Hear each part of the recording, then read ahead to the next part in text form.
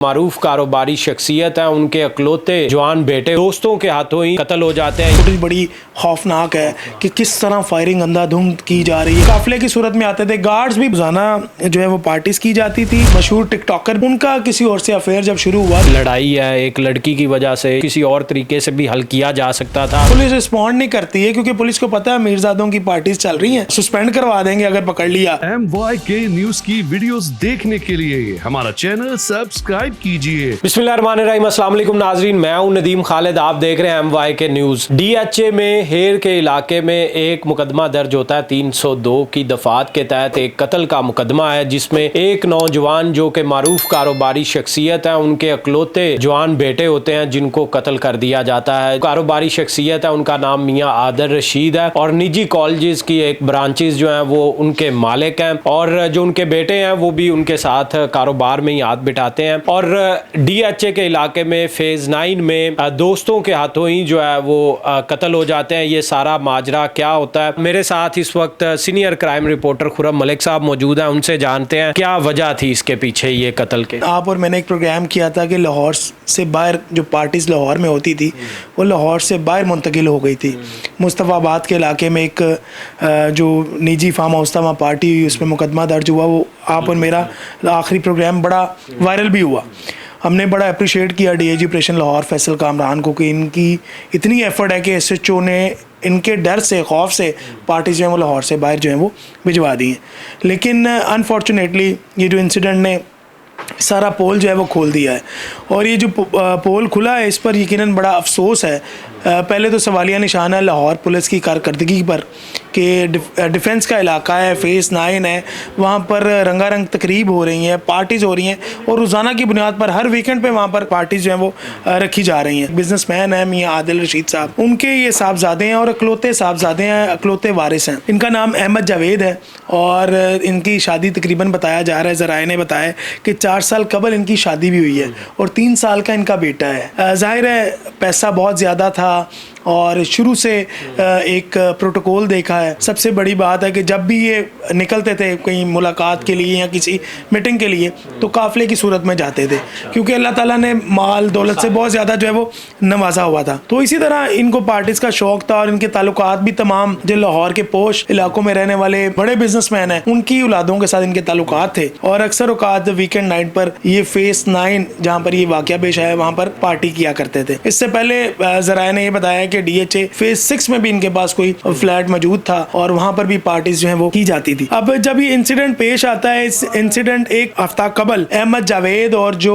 इनके कातिल हैं जिन्होंने कत्ल किया है, मरकजी मुलजम है अब्दुल्ला और अबू बकर जिनका नाम बताया जा रहा है पुलिस की जानिब से और FIR में मतन में मेंशन भी किया गया है, नामजद है, बताया गया है उनके वालिद की जानिब से कि ये जो है मेरे बच्चे के कातिल हैं।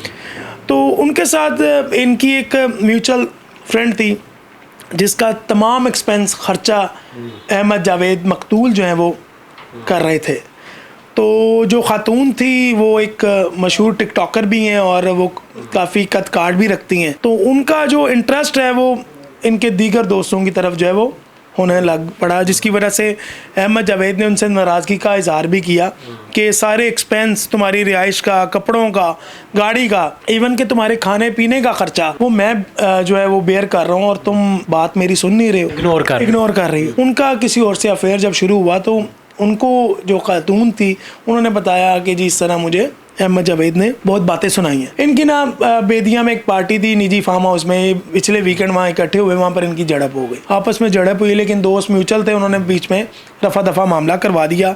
बहुत ज़्यादा तलक कलामी हुई, गालम गलोच हुए, लेकिन दोनों क्योंकि मशहूर बिजनेसमैन थे सारे तो वो काफिले की सूरत में आते थे, गार्ड्स भी बीच में, सिक्योरिटी गार्ड्स साथ चलते थे, वो भी इन्वॉल्व हुए लेकिन दोस्तों ने बीच में वाइंड अप करवा दिया मामला। सैटरडे नाइट थी जिस दिन ये इंसिडेंट पेश आया, उस दिन इनके दोस्तों ने सुलह के लिए बुलाया वहाँ पर कि आप अहमद जावेद साहब और ये अबू बकर और जो साथ अब्दुल्ला हैं इनसे सुलह करवाते हैं, आप आ जाएं। ये वहाँ पर इन्होंने जो है वहाँ पर पुलिस ने ज़ाहिर है बताया है और पुलिस ने वहाँ से काफ़ी ज़्यादा नशावर चीज़ें भी रिकवर की हैं। किसी लड़की का घर कहा जा रहा है कि उसका घर है वो, वहाँ उसकी कोई फैमिली वगैरह नहीं रहती? नहीं, फैमिली नहीं, जैसे मैंने आपको बताया है कि जिस तरह अहमद जावेद ने ये खातून को घर लेकर दिया हुआ था।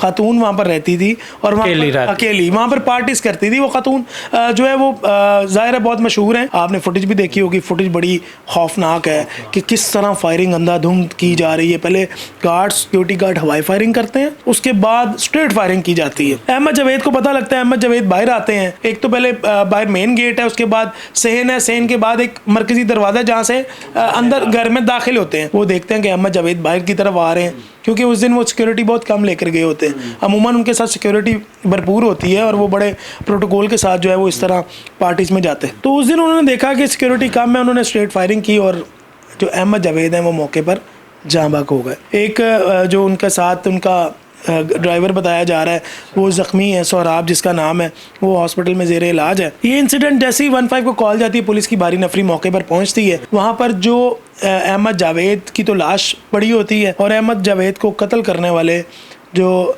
कातिल हैं वो फरार हो जाते हैं। लेकिन वहाँ पर जो इनके दोस्त अहबाब, जिनमें ख़वातीन और कुछ लड़के बताए जा रहे हैं, वो पुलिस की इस वक्त भी हिरासत में है।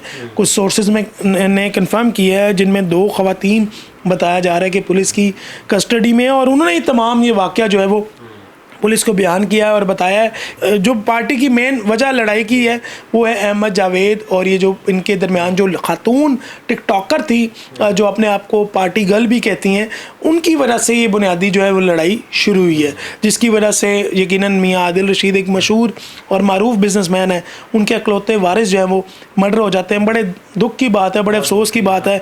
उनके घर तो यकीनन वो क़यामत का मंजर है इस वक्त, जिनका अकलौता बेटा और बेटे को पाल पोस कर बड़ी मेहनत के साथ बड़ा किया हो और वो आखिर वाले ख्वाब देखता होगा अपने बेटे की आंखों में, जब भी देखता होगा उसका वारिस था।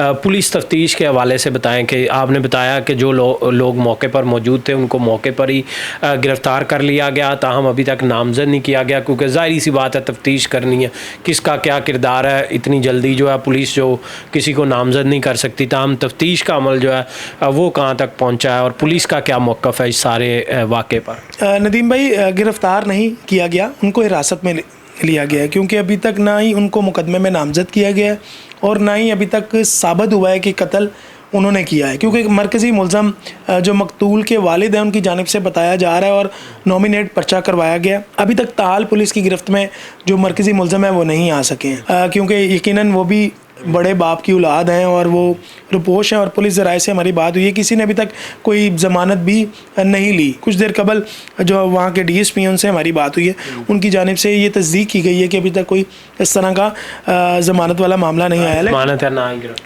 हाँ जी, लेकिन पुलिस की जानिब से जो बंदे हिरासत में लिए गए हैं उनकी जानिब से ये इंकशाफात किए गए हैं कि वहाँ पर रोज़ाना जो है वो पार्टीज़ की जाती थी, उसके बाद वहाँ पर नशा किया जाता था। और ये जब वाक़या पेश आया है तो तमाम अफराद नशे की हालत में थे। ये भी सोर्सेज ने कंफर्म किया है कि वहाँ पर ये तमाम अफराद जो है वो सेंसेस में नहीं थे, जिसकी सूरत में ये वाक़या पेश आया। लेकिन यकीनन पहले तमाम प्लानिंग की गई होगी। जो मुल्ज़मान हैं जिन्होंने ये काम किया है, जो कातिल हैं, हर हफ्ते ये पार्टी जो है बिला नागा जो है वो ये सिलसिला जारी था इन पार्टियों का, और पुलिस को इसकी कानो कान ख़बर भी नहीं थी, जो कि एक इंतहाई अफसोसनाक अमर है। और उसके बाद ये जो नौजवानों में ये जो बढ़ता हुआ रुझान है, जिसमें आप देखें कि वो इस कदर पुरतशद्दुद या ये वाली अप्रोच रखते हैं कि लड़ाई है एक लड़की की वजह से या कोई भी छोटा मोटा ये एक मामला है, उसको किसी और तरीके से भी हल किया जा सकता था।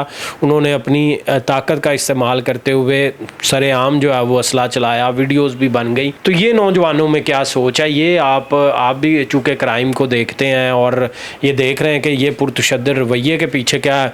लोग कहते हैं अमूमन वसाइल की कमी की वजह से लोग जो है बहुत पुरतशद्दुद हो जाते हैं या इस तरह की सोच रखते हैं। यहाँ तो पैसे की फरावानी है। बिल्कुल बड़ा वैलिड सवाल है आपका नदीम भाई। बिल्कुल यहाँ पर वसाइल बहुत ज़्यादा इनको बच्चों को मिलते जा रहे हैं और वसाइल मिलने के साथ साथ जो चीज़ें उनकी रिक्वायरमेंट है वो बड़ी जल्दी पूरी हो रही है। तो वाकई ये बात ये अमीर सादों में दिखाई दे रही है।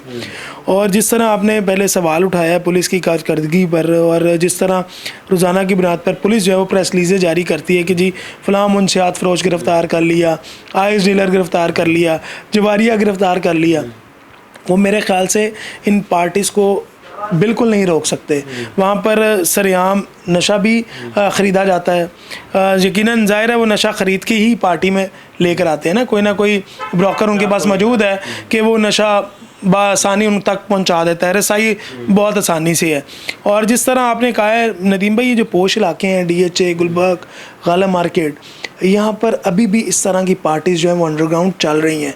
और यकीनन जो इलाके का सरबराह होता है, SHO जिसको कहा जाता है, उसके नोटिस में चीज़ें होती होंगी, ये नहीं कि नहीं, लेकिन यकीनन जो पार्टी कर रहे हैं वो अमीरजादे हैं, उनको कोई रोक नहीं सकता कि अगर वो पार्टी कर रहे हैं वो बिला झिझक करते हैं।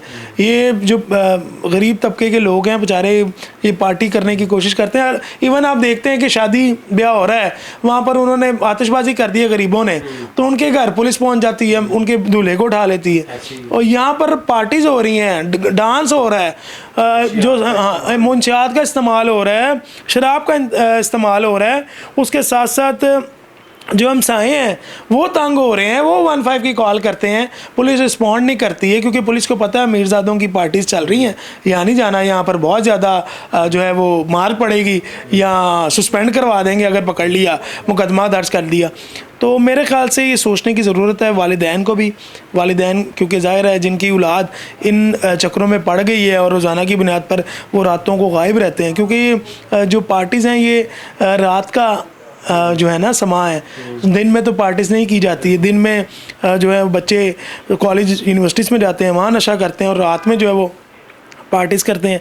मेरा मैसेज नदीम भाई आपके थ्रू ये है कि वालिदैन को ये चीज़ सोचनी चाहिए, अगर बच्चा रात को बाहर आवारागर्दी कर रहा है तो उससे पूछा जाए। बेशक बहुत ज़्यादा पैसा अल्लाह ने आपको दिया है, लेकिन आपने अपने बेटे पे, अपनी औलाद पर नज़र रखनी है, ताकि ये इस तरह के इंसिडेंट जो हैं वो रुक सकें। बाद में आप सारी ज़िंदगी पछताते हैं, रोते हैं, और आपकी औलाद कत्ल हो जाती है, मर जाती है, सारी ज़िंदगी का गम आप साथ लेकर चलते हैं।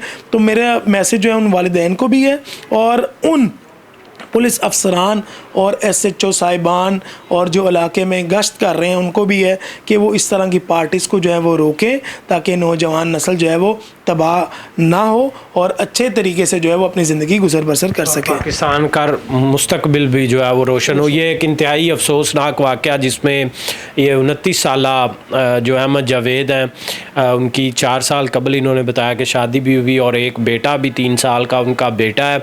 और लेकिन बहरहाल फिर भी वालिदैन के लिए तो अकलौता बेटा जो है जो हैसियत रखता होगा, वो तो जो उनका पोता है वो भी वो कमी तो कभी पूरी नहीं कर सकता। और बाप कितनी जल्दी बूढ़ा हो जाता है जब जवान औलाद की मौत इस तरह देखता है। तो अल्लाह करे उनको इंसाफ मिले और उनके वालिदैन जो हैं उनको अल्लाह सब्र जमील भी अता करे। फ़िलहाल इतना ही, मुझे दें इजाज़त, अल्लाह निगहबान।